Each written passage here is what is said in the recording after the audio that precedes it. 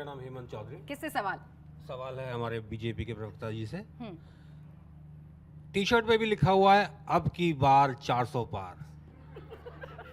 तो क्या है ये? कॉन्फिडेंस है, ओवर कॉन्फिडेंस है, प्रिडिक्शन है, तीर है, तुक्का है, क्या है ये? इस सवाल का जवाब तो दीजिए शिवम जी, फिर बाकी सबके पास जाऊंगी। बनता है। आप टी शर्ट पे कह रहे हो परिवार नहीं मान रहा, वरना परमानेंट टैटू करवाने वाला था मैं अब की बार 400 बार। बहुत कन्विंस करने की कोशिश करी, माने नहीं वो। अब आप कहते हैं ये क्या है? ये मैं बताता हूं क्या है सबूतों के आधार पर। 2014 में हमने कहा अब की बार मोदी सरकार, आया, विश्वास है। 2019 में कहा अब की बार 300 पार, आया, ये विश्वास है।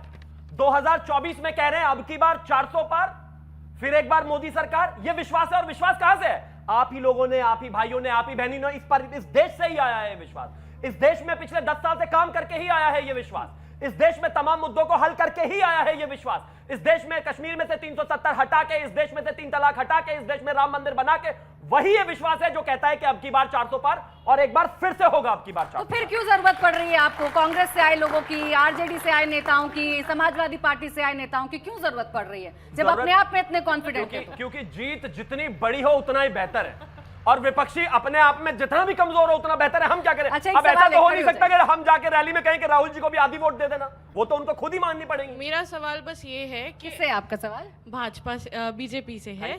अगर आप एक बात बताइए, आप 400 पार के लिए इतने कॉन्फिडेंट है, तो आपने कहा आप टैटू लगा के भी जा सकते हैं, तो क्या वो आइडियोलॉजी आप सिटीजन्स में भी लाएंगे कि उनको भी 400 पार का टैटू लगाना पड़ेगा? अगर आप इतने कॉन्फिडेंट है, so why you need other people support in your party? अच्छा, वही सवाल है जो मैं शिवम जी आपसे पूछ रही थी। और किसी का सवाल है? हाथ उठाइए, थोड़ा सा आगे आ जाइए। हाँ, खड़े हो जाइए। मेरा सवाल आम आदमी सर से है। हाँ। सर, आपने कहा कि जो केजरीवाल सर जो अंदर हुए हैं उसमें भाजपा का हाथ है। अकॉर्डिंग टू माय नॉलेज पहले ईडी ने 8 से 9 बार नोटिस दिया है, केजरीवाल जी एक बार भी गए नहीं। उसके बाद जब ईडी ने दिल्ली हाई कोर्ट पे अप्रोच किया, उसके बाद वहाँ से उनको अरेस्ट वारंट निकला, तब जाके उसको अरेस्ट किया केजरीवाल जी को। उसके बाद वो बेल के लिए भी उन्होंने प्ली करी, बट उनको बेल मिली नहीं। तो इस पूरे प्रोसेस में भाजपा, यानी कानून का पालन नहीं किया आप कह रहे हैं? हाँ, और उसमें पूरे इसमें भाजपा का क्या इन्वॉल्वमेंट था? ठीक है, भाजपा का क्या इन्वॉल्वमेंट बताना होगा। एक और सवाल ले लेते हैं। हाँ, बताइए। मेरा प्रश्न आम आदमी पार्टी के प्रवक्ता जी से है। आपके शीर्ष नेता ने बोला था ना मैं घर लूँगा, ना मैं गाड़ी लूँगा, ना मैं सुरक्षा लूँगा, लेकिन उन्होंने जो शीर्ष महल है उसका उन्होंने बनवाया। तो इसमें आप क्या कहना चाहिए? यानी ये पूछ रहे पलटी कैसे मारी आपने अपनी विचारधारा से? जो आप कहते थे, जो मनमोहक कहानियां आप सुनाया करते थे जनता को, वो कैसे कहानियां ही बनकर रह गई? देखिए, क्यों मोस्ट एक्साइटिंग पार्ट इस शो का मेरे लिए क्या है, क्योंकि यहाँ पे यूथ ऑडियंस है और मैं इंटेलेक्चुअली इन यूथ ऑडियंस के साथ कम्युनिकेशन करना चाहता हूँ, इनसे डिस्कस करना चाहता हूँ। मैं इनकी तरह, हम लोग नेता लोग तो है नहीं कि हम कुछ भी ऐसे बोल के जो है वो निकल जाएं और उसके पीछे कोई मीन ना हो। अब मैं सवाल पे आता हूँ। इन्होंने सवाल पूछा कि क्यों 9 सम्मन जो आए थे उनका जो है क्यों उन्होंने वो विरोध किया। आप देखिए कि 2 साल से ये शराब घोटाला, सो कॉल्ड शराब घोटाला कह रहे हैं, 2 साल से इंक्वायरी चल रही है, हजारों रेड्स हो गई, सैकड़ों अफसर इन्वॉल्व हैं, आज तक 1 रुपए का मनी ट्रेल नहीं निकला।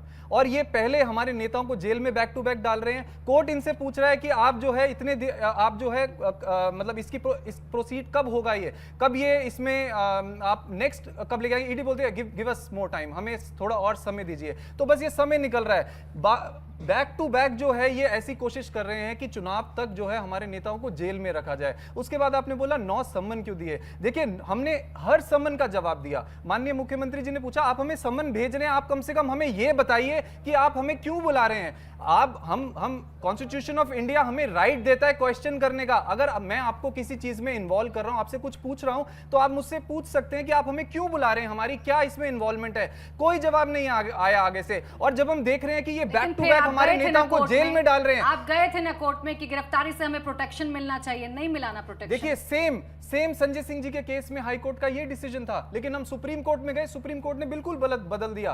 तो ये कोर्ट का जो लीगल प्रोसीजर है इसमें हम नहीं जाते हैं। ये हम लीगल फाइट लड़ रहे हैं और हम लड़ते रहेंगे। पॉलिटिकल फाइट की जहां तक बात है, देश वही मानेगा ना निवान जी, जो कोर्ट ने कहा। आप ये समझिए कि ये बोलते हैं कि अभी तो देश वही मानेगा जो कोर्ट ने कहा है। वो जो लीगल प्रोसीजर आप समझा रहे हैं, 9 सम्मन आए थे अगर मैं गलत गलत नहीं तू, हर समन को आपने इग्नोर किया। लीगल प्रोसेस टाइम टेकिंग हो सकता है, लेकिन डिसीजन नहीं है। एफआईआर भी दर्ज नहीं है। अगर हमारे खिलाफ कुछ है तो आप एफआईआर तो दर्ज कराइए। अच्छा चलिए ये तो नहीं बता है। दीजिए। आप केवल और केवल ये क्या चाहते हैं, आप समझिए, ये केवल और केवल ये चाहते हैं कि जो अच्छे लोग हैं, जिनके पास एक एजेंडा है, अच्छा, जिनके एक पास सवाल का जवाब एजुकेशन मुझे का भी एजेंडा दीजिएगा, निवान है, जी। जिनके पास हेल्थ का एजेंडा निवान जी, है, मैं भी जानना उनको चाह इस रही हूँ। चुनाव में अंदर निवान रखो, जी, ताकि इनका निवान जो जी, एजेंडा है निवान उसके जी, ऊपर एक मिनट रुक जाइए, छींटे मेरी ना बात पड़ सुन सके। लीजिए, मैं बस एक छोटा सा एक लाइन में जवाब दीजिएगा।